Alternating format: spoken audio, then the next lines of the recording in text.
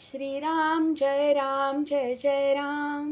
श्री अनंतकोटी ब्रह्मांड नायक राजाधिराज सच्चिदानंद सद्गुरु श्री ब्रह्मचैतन्य महाराज की जय। जय जय रघुवीर समर्थ। श्रीराम।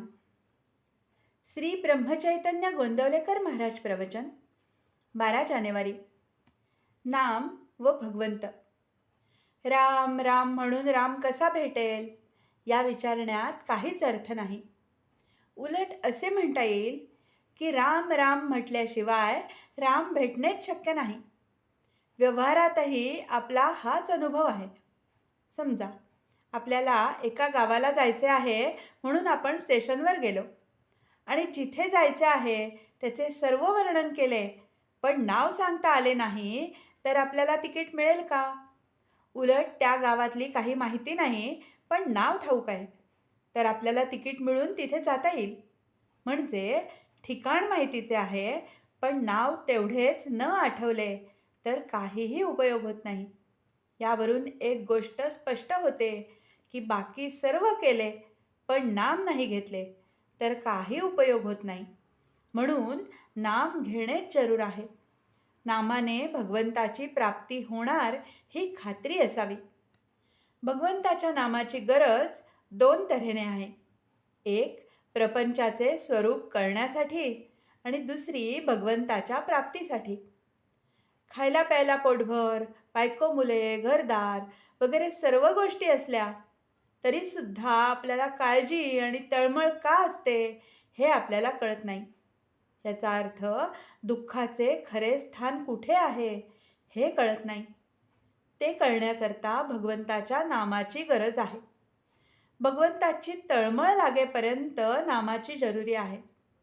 नंतर भगवंता वाचून आपल्याला दुसरा आधार नाही म्हणून नाम घ्यायला पाहिजे। आणि शेवटी भगवंताच्या दर्शनानंतर नाम सवयीने आपोआप येते। एकूण आरंभापासून शेवटपर्यंत भगवंताचे नामच शिल्लक राहते। जो नामस्मरण करील आणि त्याचे अनुसंधान ठेवील त्याला भगवंताची जिज्ञासा आपोआप उत्पन्न होईल। नामाकरता नाम घ्या की त्यात राम आहे हे कळेल। नाम घेताना जे घडेल ते चांगले आणि आपल्या कल्याणाचे आहे असा भरवसा ठेवा। भगवंताचे नाम हीच सच्चिदानंद स्वरूप सद्वस्तू होय। भगवंताच्या नामात जो स्वतःला विसरला तो खरा जीवनमुक्त होय। जे काय साधायचे ते हेच। बाकीच्या गोष्टी स्वप्नासारख्या समजाव्यात। त्या प्रचितीस येतात पण नसतात।